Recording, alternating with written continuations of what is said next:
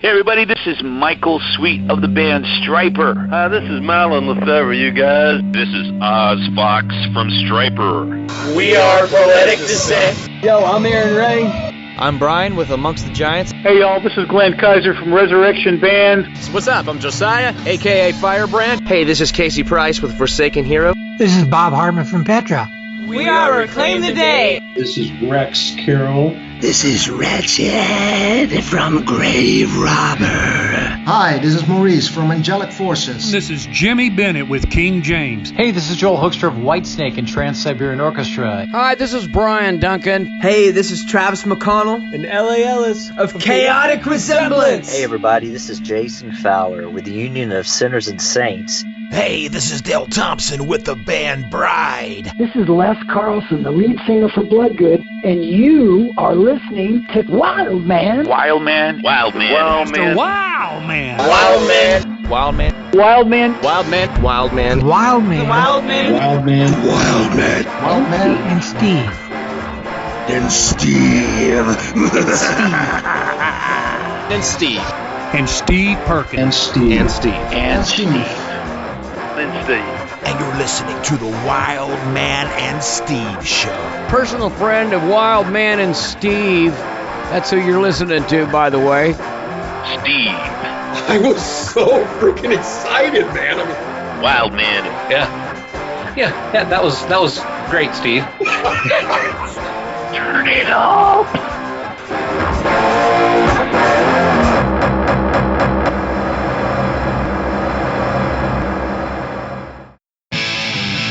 You are about to listen to the intersection of faith, talk, and music. The Wild Man and Steve Show starts right now.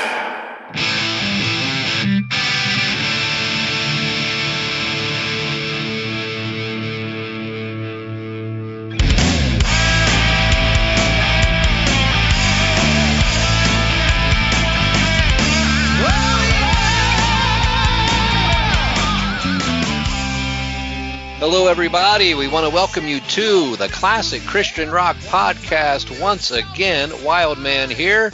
And Steve Perkins, a metal rock enthusiast, Latin teacher, is with me once again.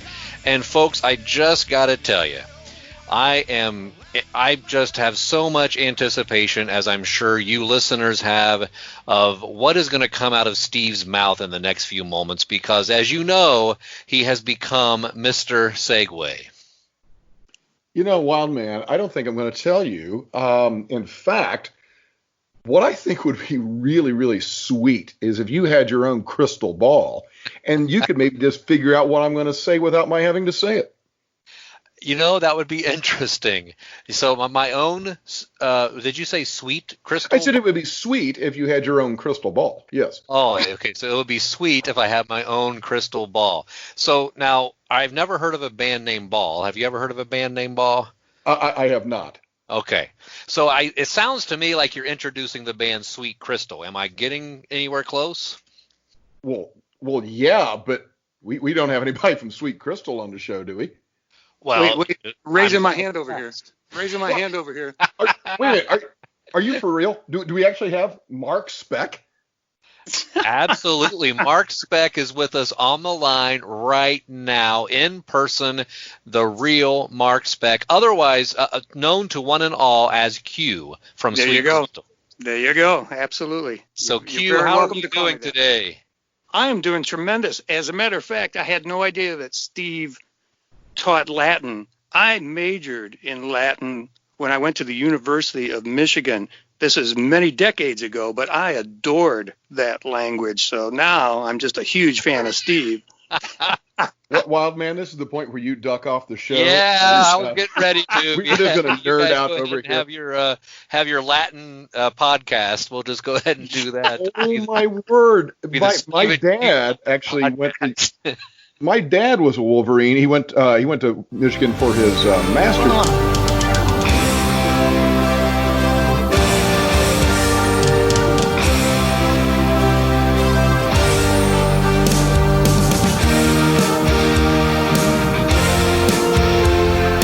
I just heard a distant trumpet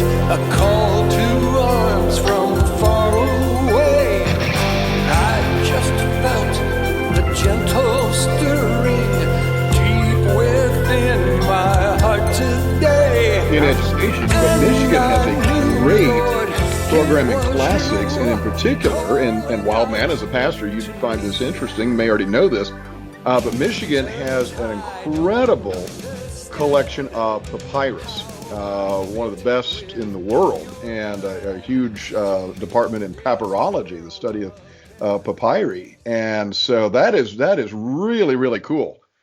Yes, yeah. So it's amazing, Steve, when we find that there's somebody else out there who studies.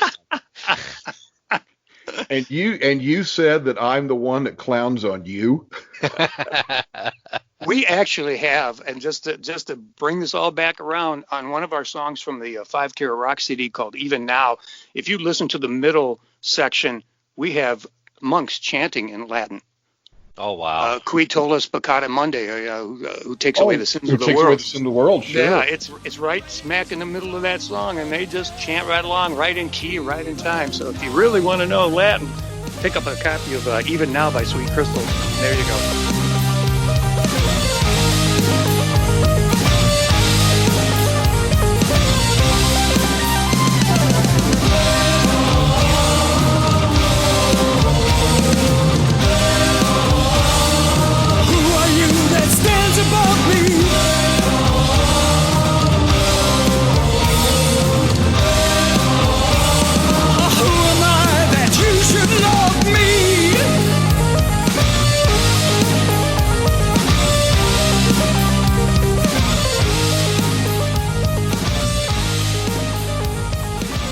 Wow.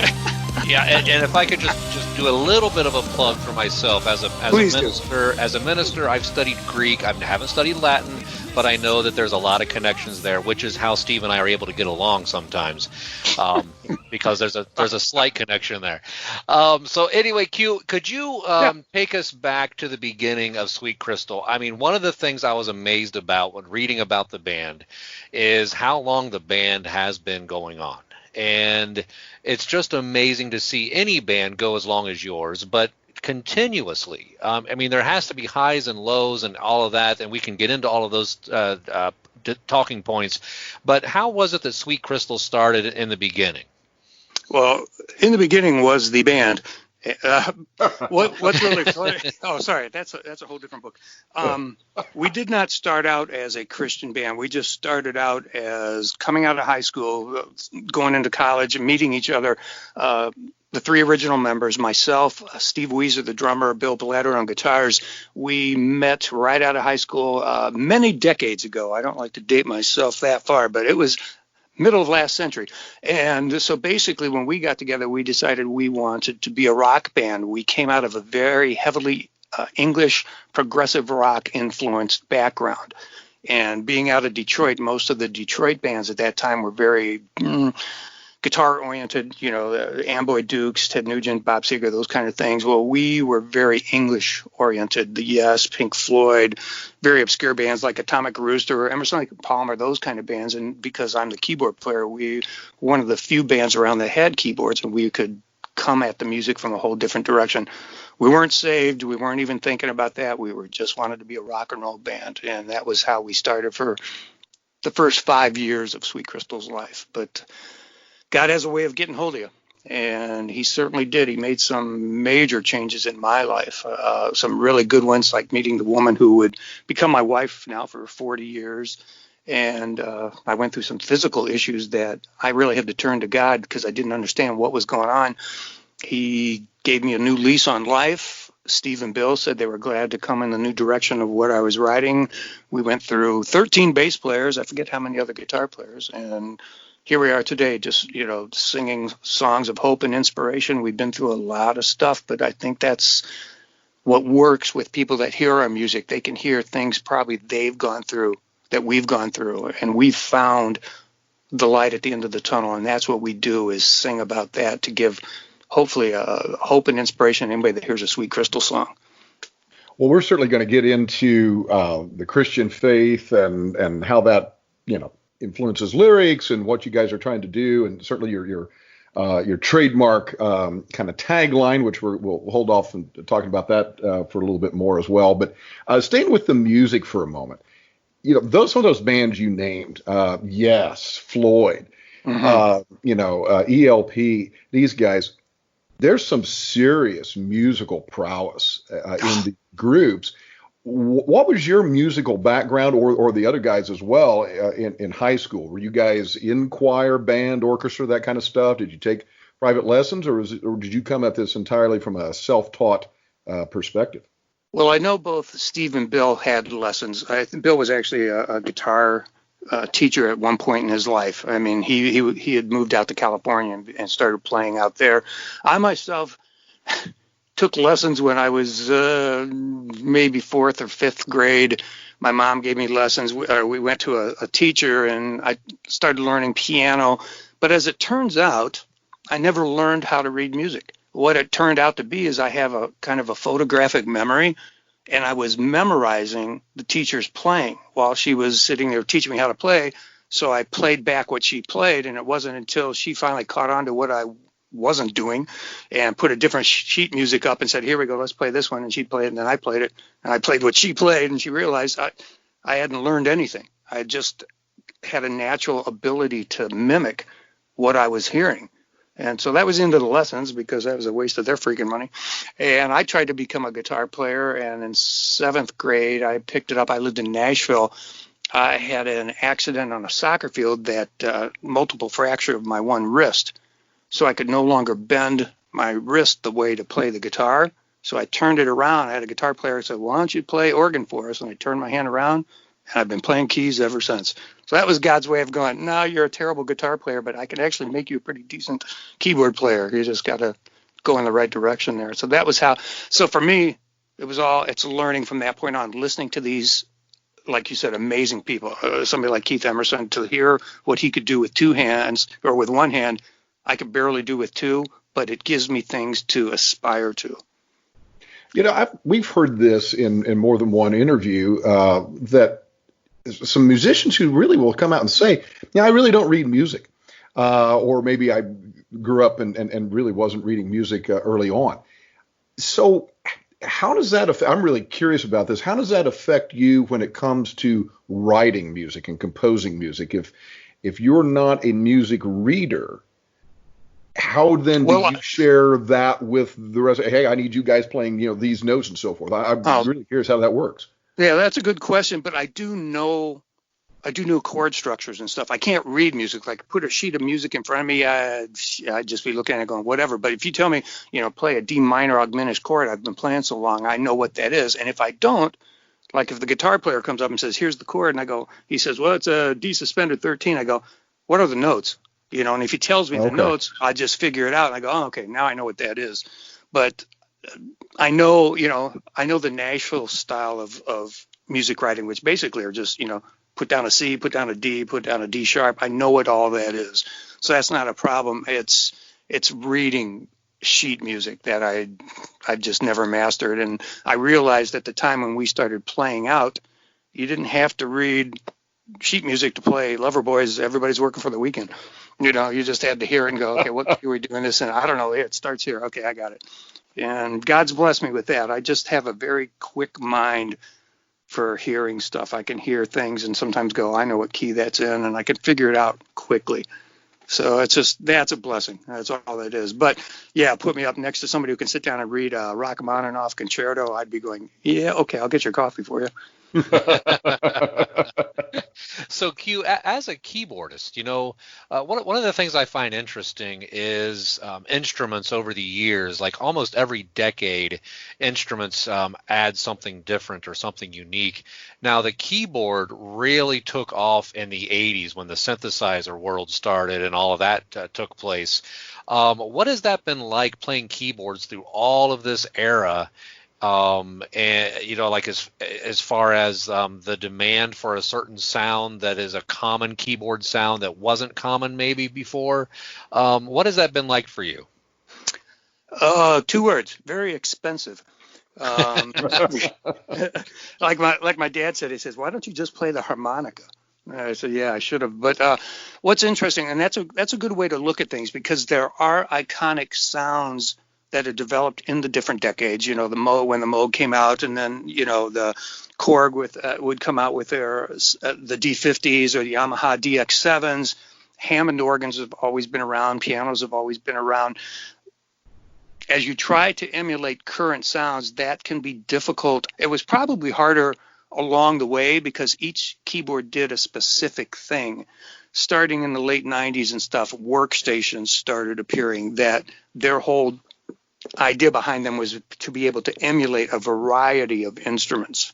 And that's when all of a sudden you could buy a Yamaha keyboard that actually emulated Korg or Roland sounds, and that would help with people like me because all of a sudden I could find one keyboard that did a lot of things instead of a lot of keyboards that did one thing at a time.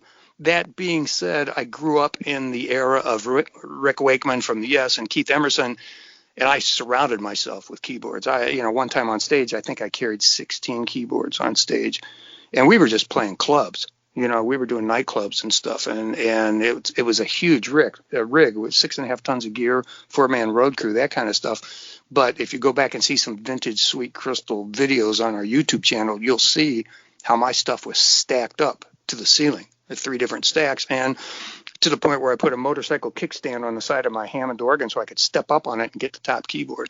And it was just, wow. It was for show, but it was also because I loved all those things. But those keyboards back then, each one played a sound. So if you wanted to play 3 or 4 hours a night, and back in the day when we started the bar scene, you played 5, 6, 7 days a week, 3, 4, 5 sets a night. So you had a huge catalog of songs you covered.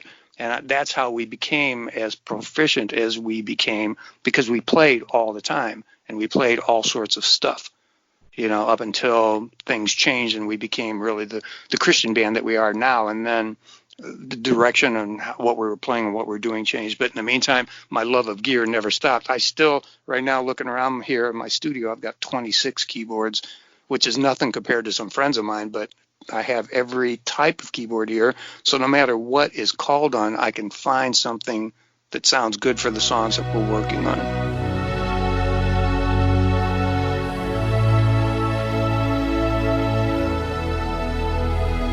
Have you ever wanted to take the road less traveled? And for once in your life, just leave the crowd?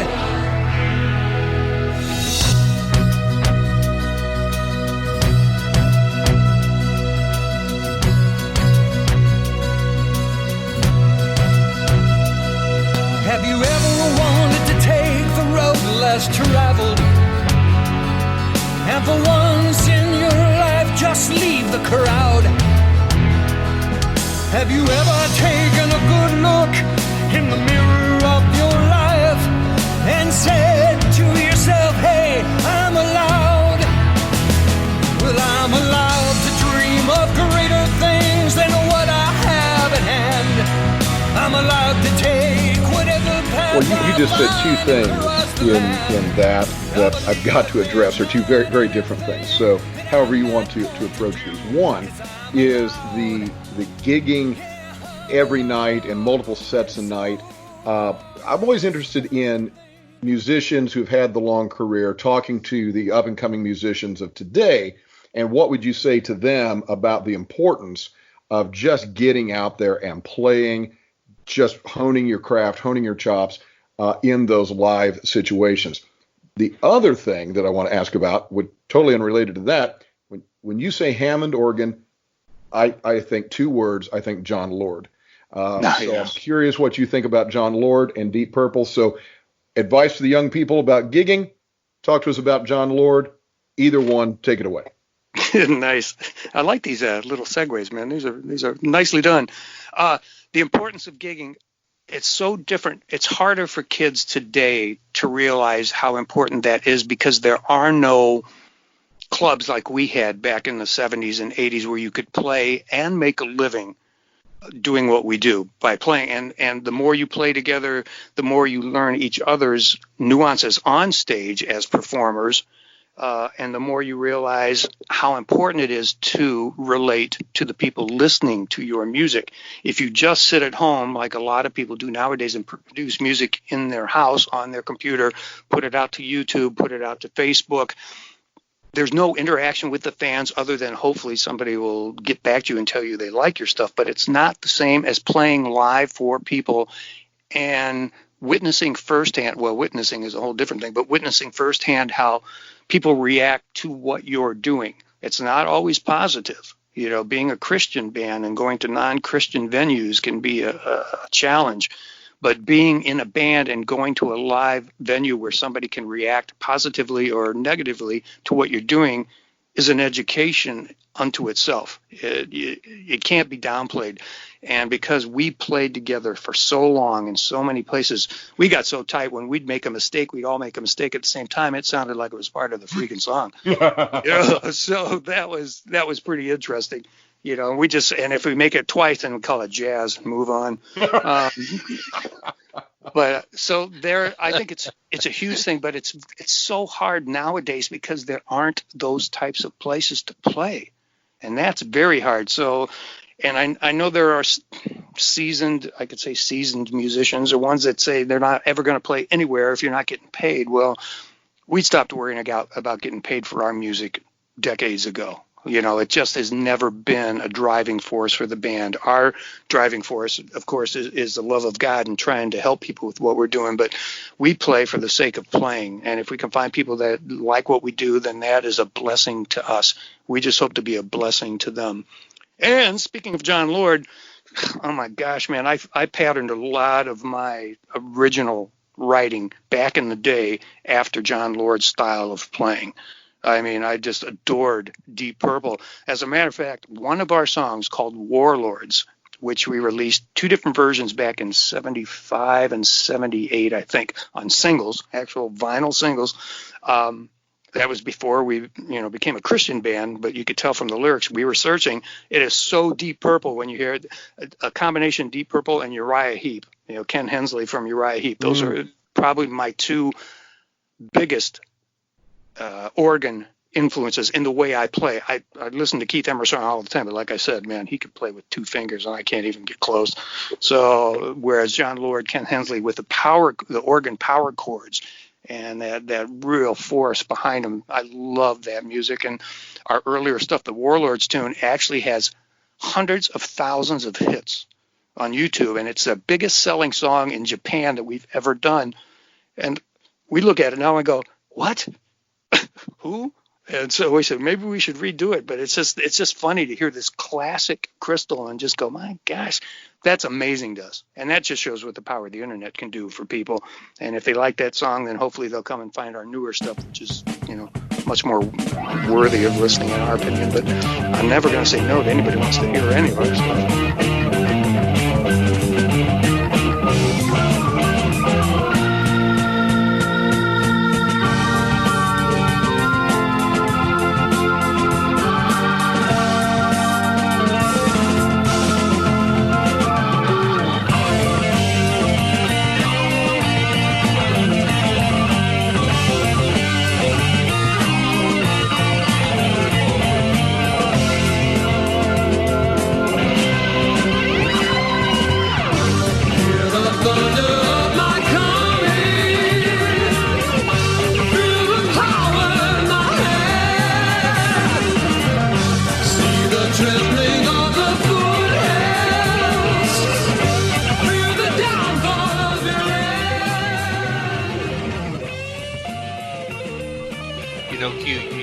Something there in that response that I just have to take a moment and explore.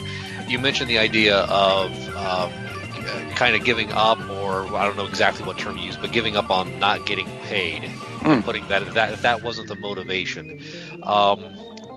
Can you, number one, I'm curious of how you've been able to maintain an income and keep a band going at the same time, or all of you guys. And then secondly, what's your message to anybody who's listening who maybe is a younger musician trying to get started out and they have hopes and dreams that this is going to be full time? What would your advice be to them? Finding a full-time gig as a musician nowadays, you have to decide what it is you want to be as a musician.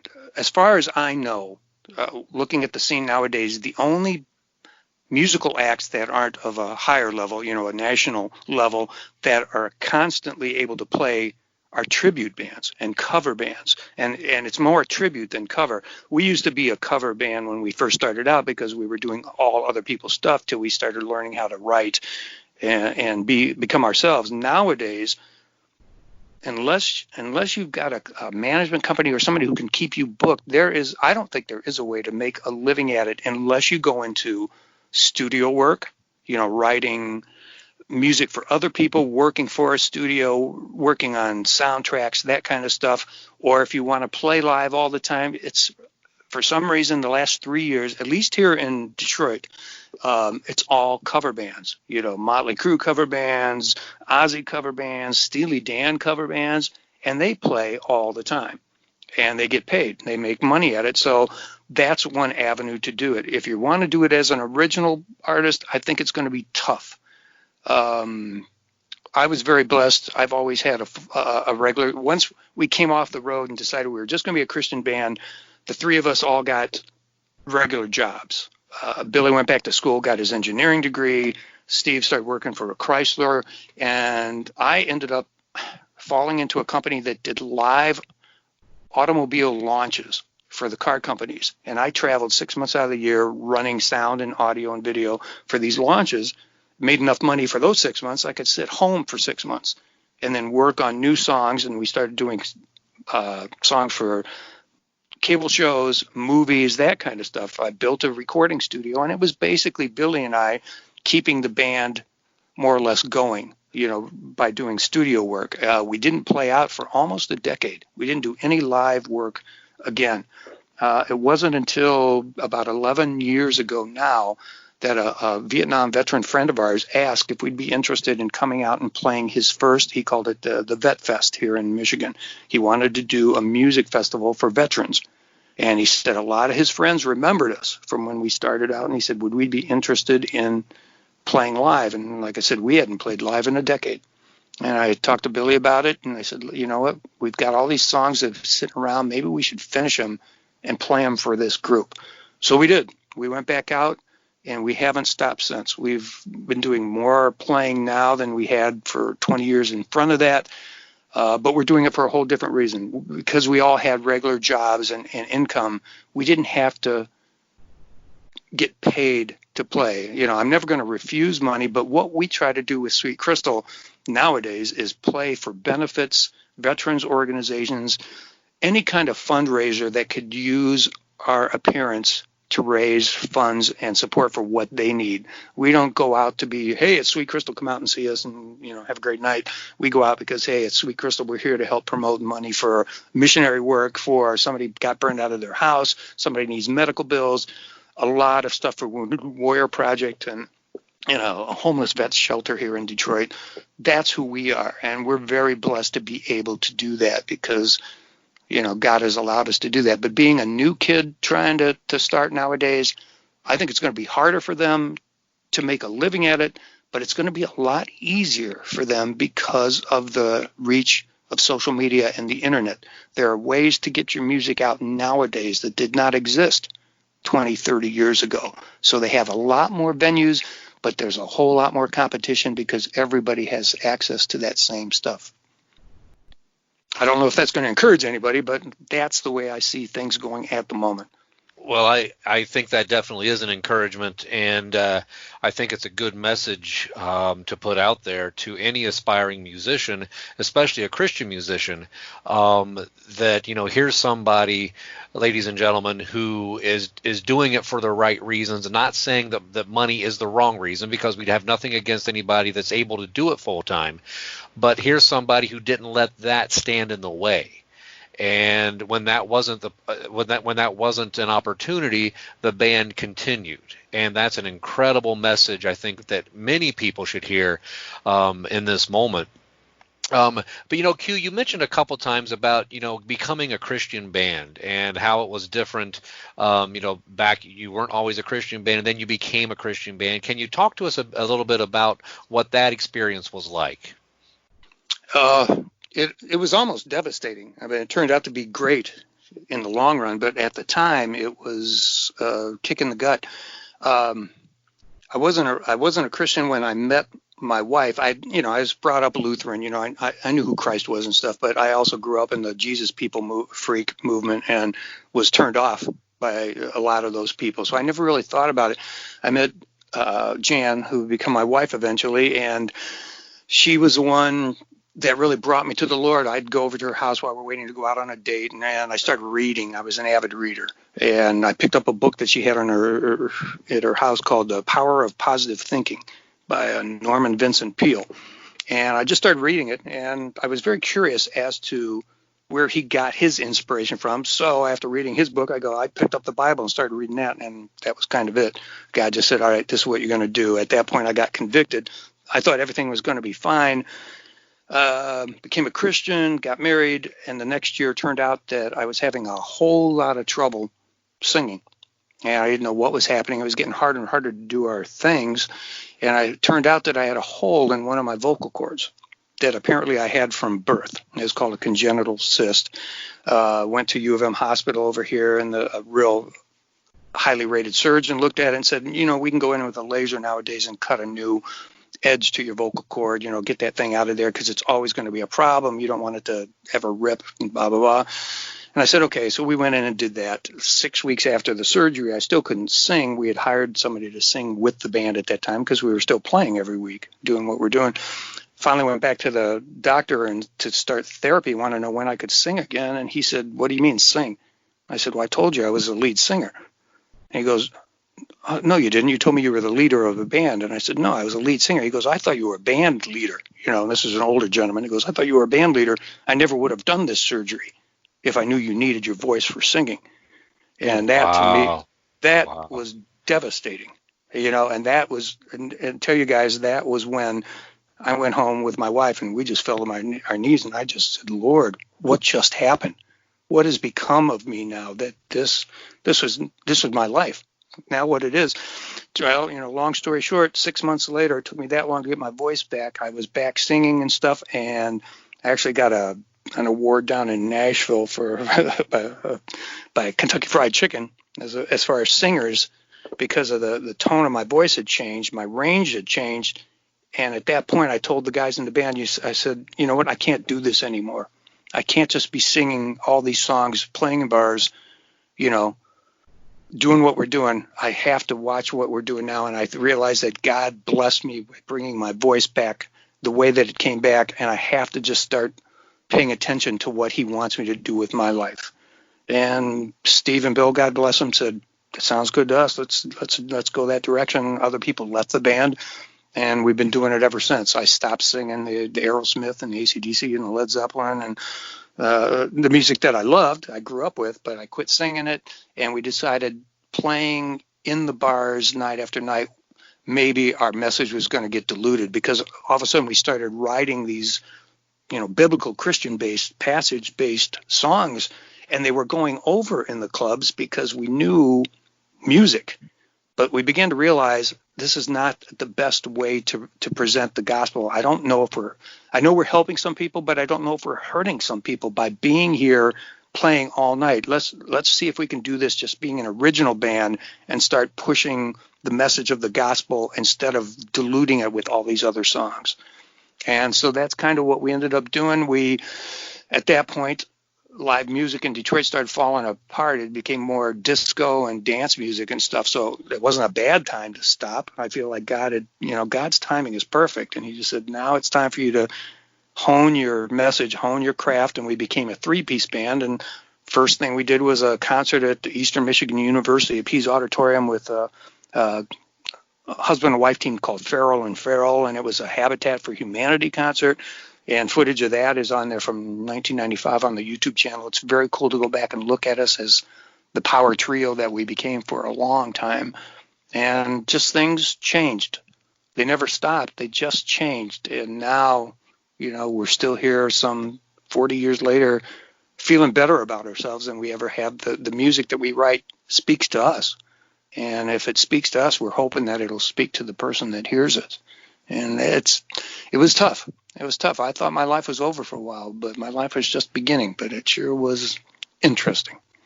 So always remember, in God we trust, yeah!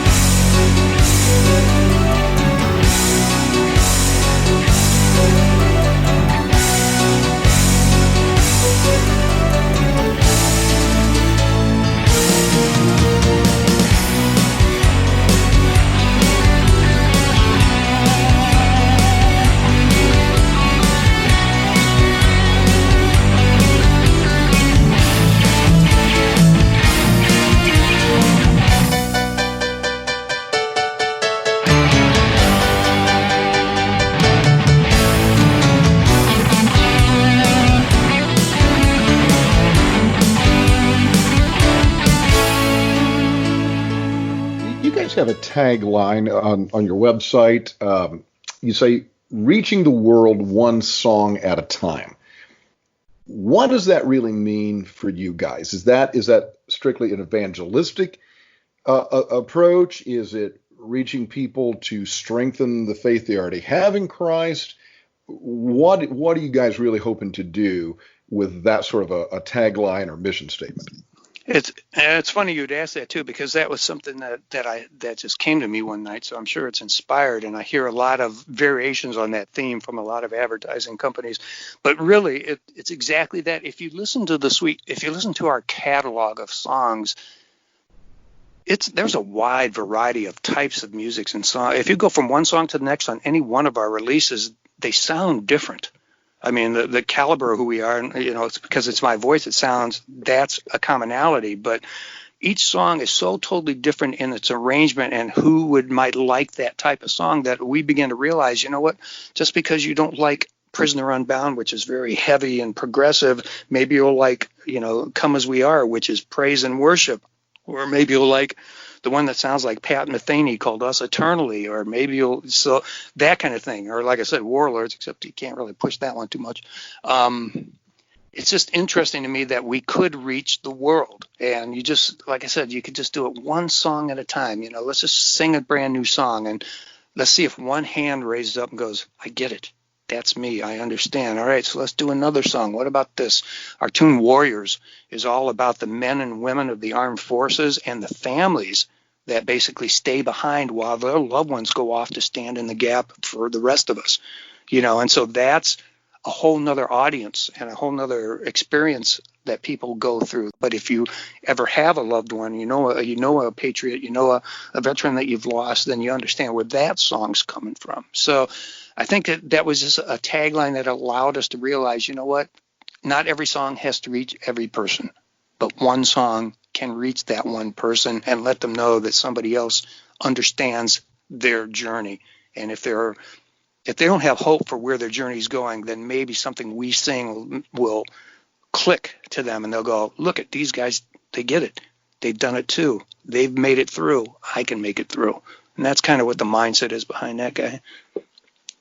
Well, that's that authenticity. You're exactly what you're saying there. You're writing about something so that someone else says, you know what, there's somebody else in the world who gets this, who understands what I'm feeling, who's been through what I've been through. And so you've made that connection then with that other person through the songs. Have you guys ever had somebody come up to you and say, you know what, I really felt drawn to Jesus or brought back to Jesus, or my walk with Christ was deepened because I listened to one of your songs? Yeah, you know what? We get that probably because we don't play out a whole lot. We get that more online than anywhere else. I was listening to your interview with the guys from Chaotic Resemblance, and I loved their enthusiasm about their live shows and the altar calls and stuff that they do.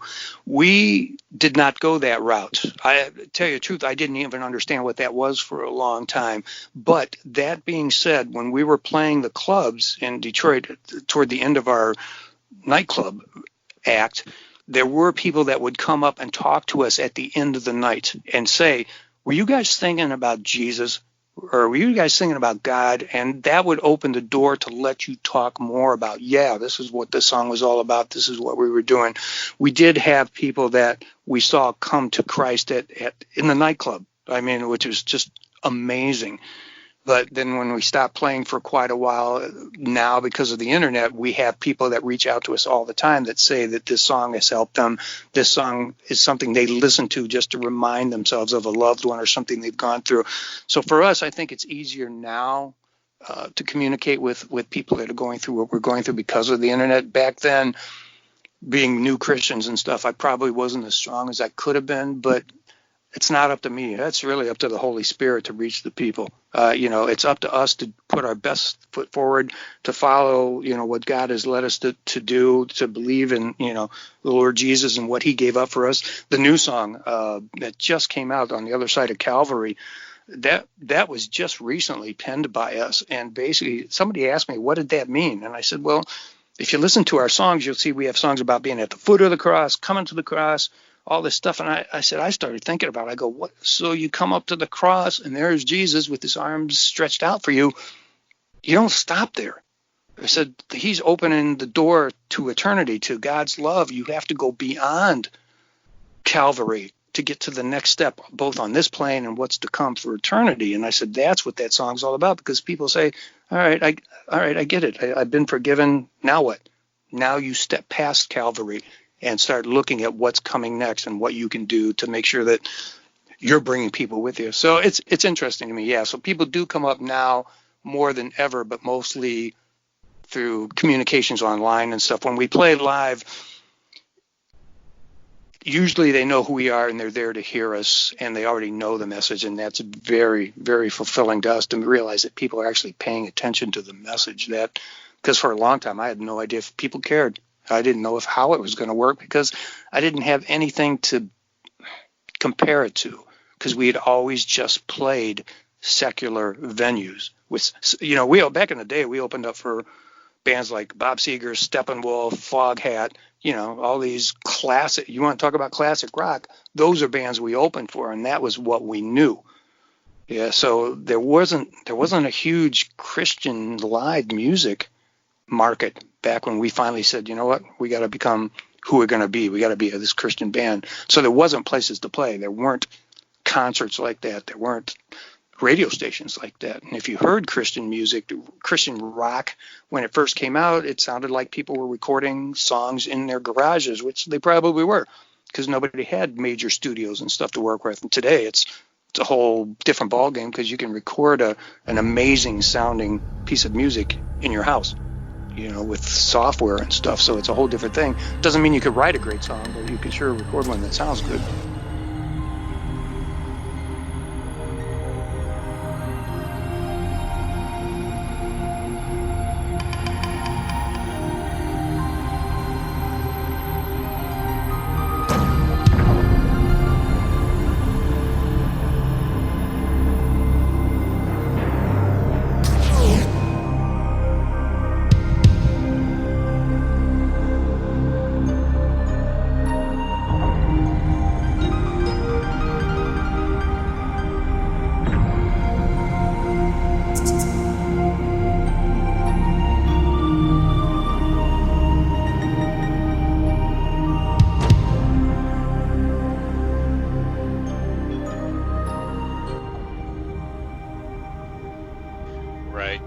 It has been amazing how things have changed in that area. And just a moment, what are some of the things that you appreciate about those changes, and what are some of the things that you don't appreciate about what you've seen changed over these decades regarding the recording process and regarding what you do with your keyboards?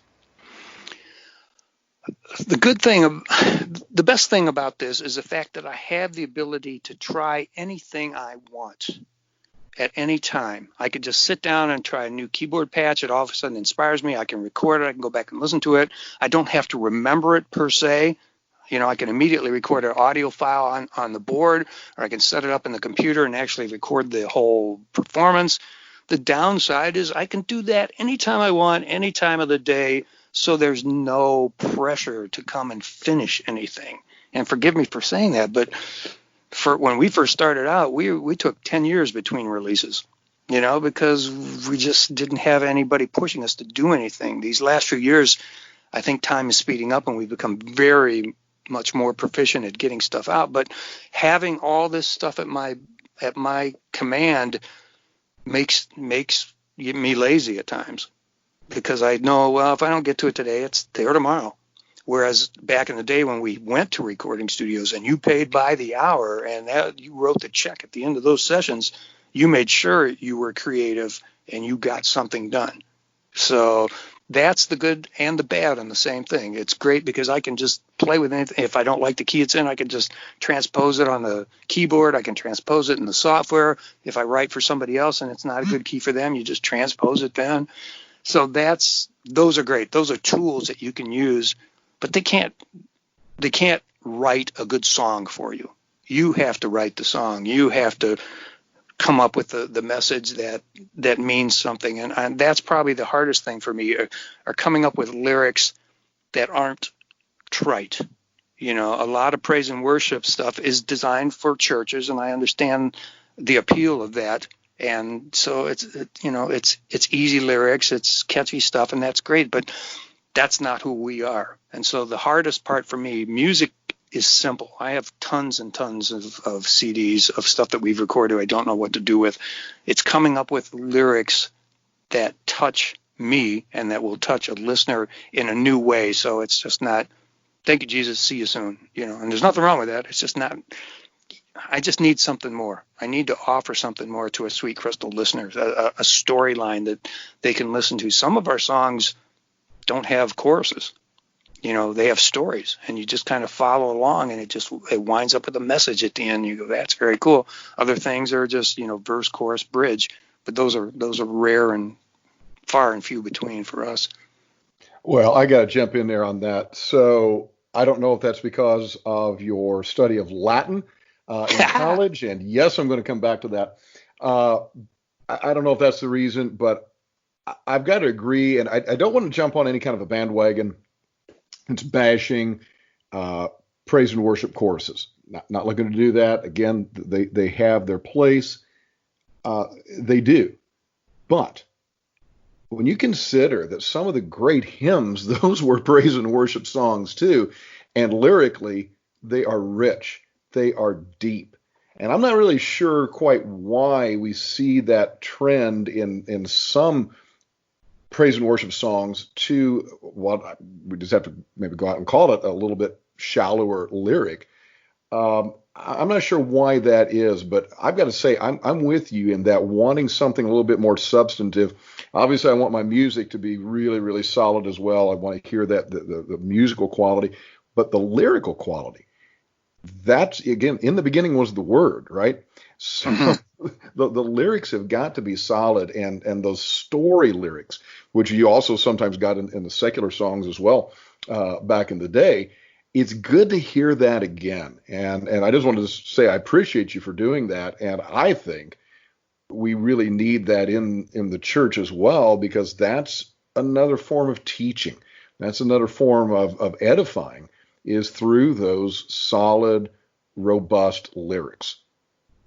And I agree with that. I think the reason that it's come to the point that it has right now is because my generation was affected with two things: MTV and short attention span theater.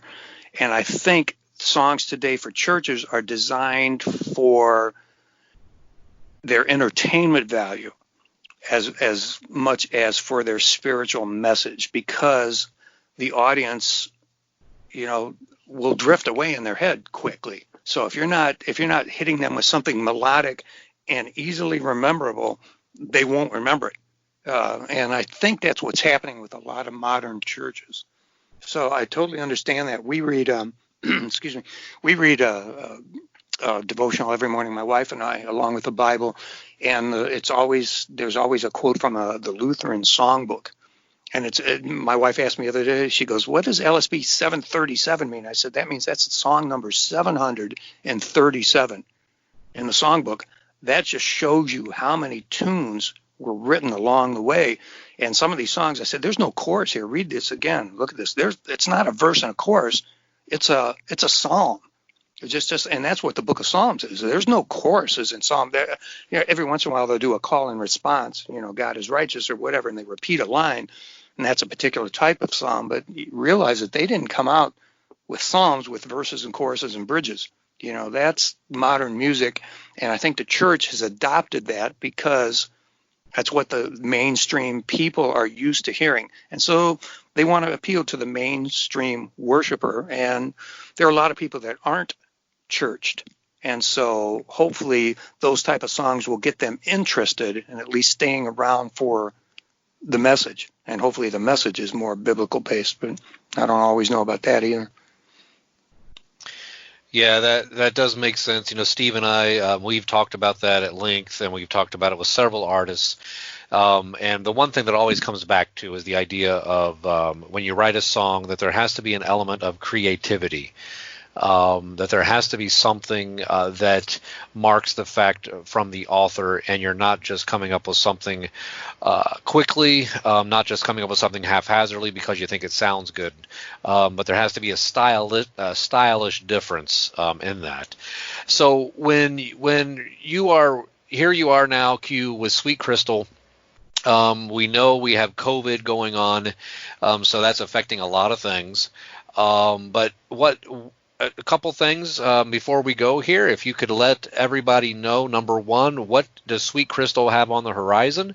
And number two, where's the best place they can find you and your music? I appreciate that. Thanks. Immediately on the horizon, we've just signed a deal with a production company out of Arizona, and they're going to start doing what they hope are weekly one-song live broadcasts from the studio here. So we're beta testing the software and the camera stuff for the next couple of weeks to get rid of the glitches and stuff. Because if you watch Zoom videos and stuff, a lot of them are good, but a lot of times people broadcasting from their house, there's bandwidth issues and that kind of stuff. So this company wants to do it professionally, and they want to use us as one of their first acts to put out on these Sunday sermon things. So we're working with that. The new CD is coming out this fall. It's called Seventh Heaven, and if you follow the names of our songs, you'll understand this is our seventh release. We just released this week the fourth single from that CD called The Other Side of Calvary, probably one of the more up-tempo rock anthems that we've put out for a while, and we're very excited about that. The lyric video is coming this week. That's what we're working for, is to get the Seventh Heaven out, and we're just going to keep going from there. Because of the COVID stuff, it's been a little difficult.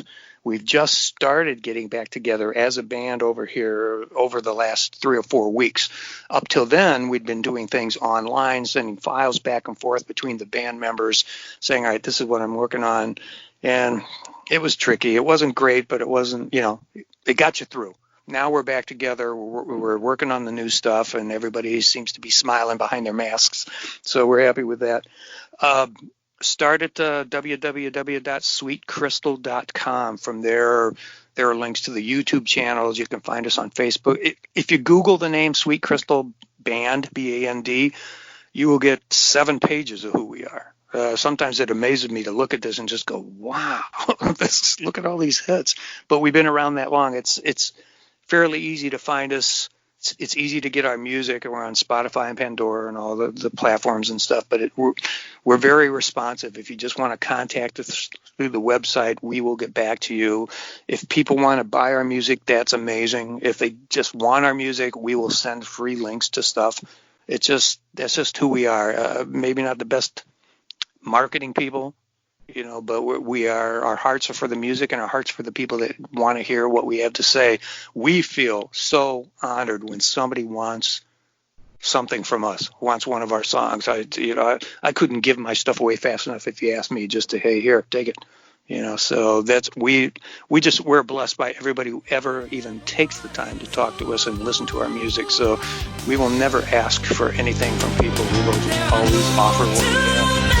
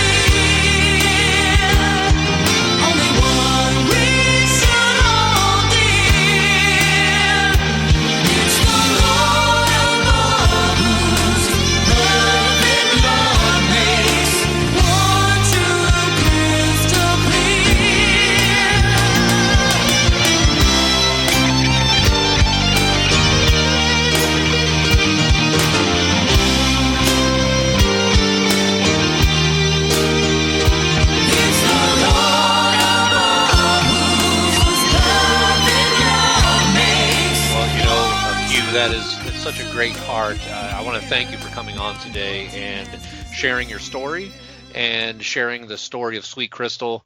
And folks, he has such a tremendous heart for ministry. And as I mentioned earlier about the creative side of things, when you listen to a Sweet Crystal song, you can tell that there's thought that's put into it. There's creativity behind it. They're just not throwing stuff out there. This is great material. Christian or not, this is great musicianship that they are putting out there. And so we really appreciate that. Now, before we go, Steve, are you ready? Honestly, with you, I'm never ready. But okay, well, Q, are you ready? Absolutely. What you need. Okay. Ladies and gentlemen, I want to thank Q for being with us today because he comes to us from the band of Dulce Cristalli. Oh, nice. Nice. Did I get it right? Did I get Nicely done. Absolutely. Dude, you did it in nicely done. Well played, sir. Well played. I had to take my shot there. I had to take my shot. Crystal. Okay. Oh, that is great. Sweet. Very sweet indeed.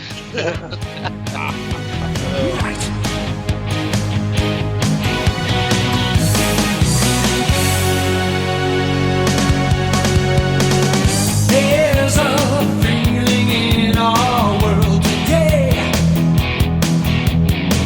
Life is short and our time is slipping away.